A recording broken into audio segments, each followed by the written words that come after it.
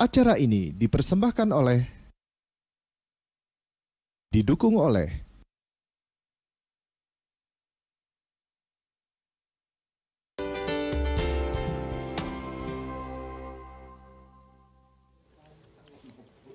Iya, pemirsa, Anda bisa berpartisipasi melalui telepon interaktif di 02151551111 terkait pembahasan kita pada malam hari ini. Tadi perbincangannya sudah seru sekali, mungkin sudah ada penelpon. Halo, selamat malam.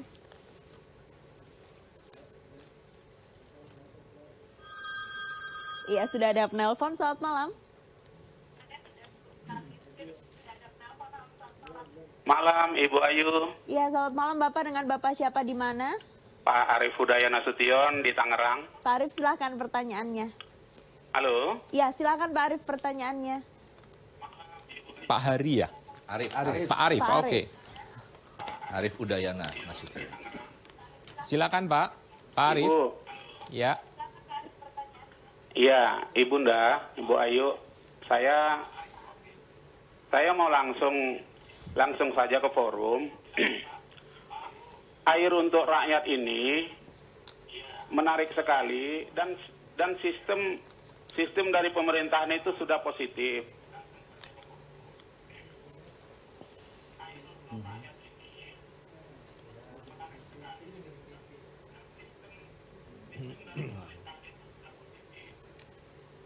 Putus? Halo? Pak, ya Pak Arif, silakan aja Pak, lanjut Pak. Ya, permasalahannya cuma satu. Rakyat ini hanya rindu. Rindunya tadi kata peneliti bahwa kita ini baru 73 tahun. Halo? Ya, silakan aja Pak. Ya. Langsung ke pertanyaannya Pak Arif. Pak Arif. Ya. Iya, silakan Pak. Selanjutnya, ya pertanyaannya kapan sebenarnya rakyat ini dapat air gratis kan gitu Pak. Jadi baik Arab Saudi, baik Chinese. Oke, mungkin kita udah dapat poinnya Mbak Ayu ya. Iya, betul. Terima kasih Pak Arif, akan langsung ditanggapi kapan dapat air gratis, bisa menikmati air gratis.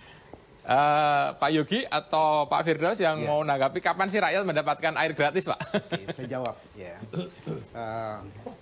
Untuk mendapatkan air gratis itu tidak dimanapun air gratis sebetulnya, tapi kan kemudian kita punya biaya untuk memindahkan air dari sumbernya sampai ke ini. Memindahkan itu. Bahaya kalau kemudian sebuah negara menggratiskan air semuanya. Kenapa? Itu tidak mendidik. Oke. Tidak mendidik, kemudian orang cenderung menghamburkan sumber daya yang sangat terbatas tadi. Tidak banyak yang menyadari ya bahwa kemudian peradaban ini, sisa peradaban ini, kita akan struggle adalah bagaimana memenuhi kebutuhan air tadi. Ya, dan ini dihadapi hampir semua negara. Sehingga kalau Bapak Harif tadi mengharapkan bahwa air gratis, saya sebagai peneliti, sebagai staf pengajar, saya mengatakan jangan pernah berharap air gratis. Kenapa? Karena kita berikan harga ke air tadi, tujuannya buat apa? Untuk konservasi, kemudian untuk mengedukasi kita bahwa benda ini barang berharga sekali untuk kita protek. Ya, jadi jangan pernah bermimpi.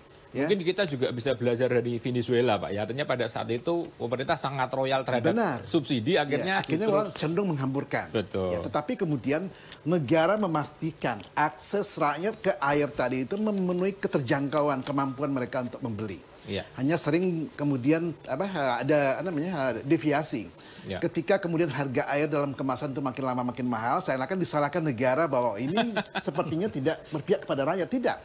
Air minum yang didistribusikan oleh perusahaan air minum daerah, walaupun kemudian cakupannya belum 100%, itu merupakan kewajiban negara hadir untuk memenuhi kebutuhan tadi. Gitu. Pak, itu Pak Arif. Pak Yogi ada ini, kapan atau mungkin punya pandangan yang berbeda? Bukan, saya malah mendukung. Saya kira kewajiban negara itu adalah memenuhi kebutuhan minimal, kebutuhan pokok minimal daripada setiap penduduk.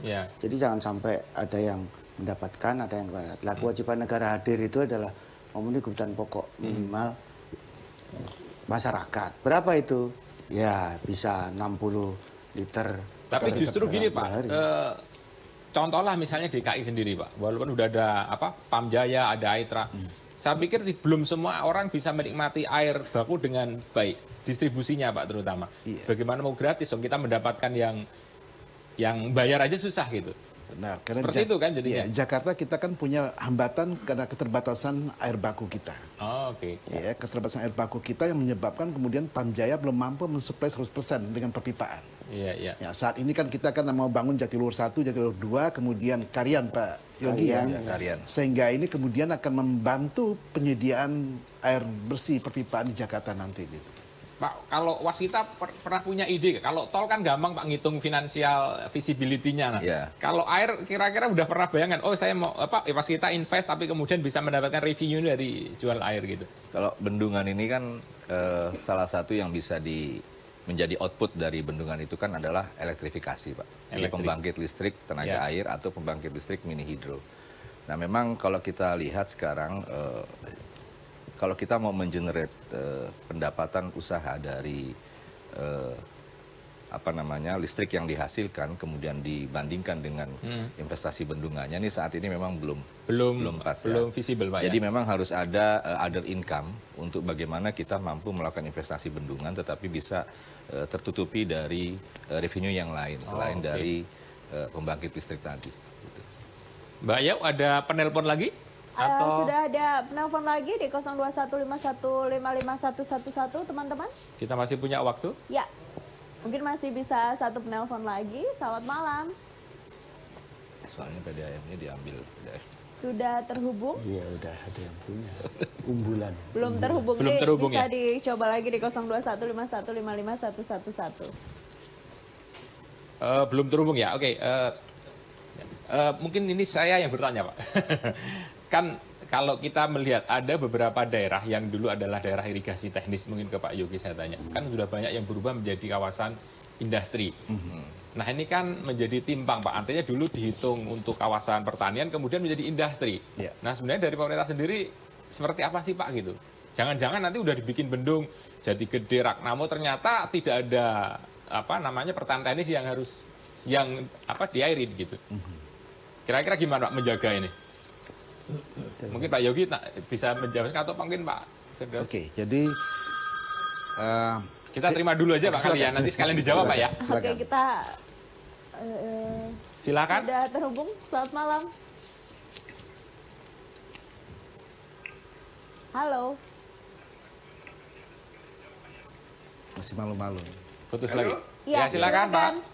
Halo. Ya. Halo. Halo. Halo. Iyo, halo. Selamat malam Pak, dengan siapa di mana? Silahkan pertanyaannya. Ini dengan Surojo di Semarang. Surojud. Halo. Pak Surojo di Semarang. Ini. Silakan Pak pertanyaannya Pak. Ya. Ini kan banyak waduk dibangun. Masih terhubung atau sudah terputus? Masih terhubung. Selamat malam. Itu masih terhubung. Ya. Kalau bangun waduk saya usul tidak ada pembangkit tenaga listrik di situ. Karena itu berlawanan kepentingan dengan irigasi.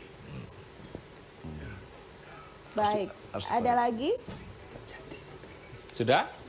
Pak Surojud ya? Mbak Yu ya? Betul. Harus Bapak jawab. Kalau bangun bendungan tidak. Sama daerah aliran, dasnya itu dipelihara. Sebab kalau nggak dihutankan nanti umur waduk tidak akan panjang. Terima kasih. Ya. Baik. Langsung sudah ya. ditangkap pertanyaannya, tapi boleh dijawab usai jeda ya. Ya. Nanti kita akan jawab pertanyaan penelpon usai jeda. Pemirsa, tetaplah bersama kami.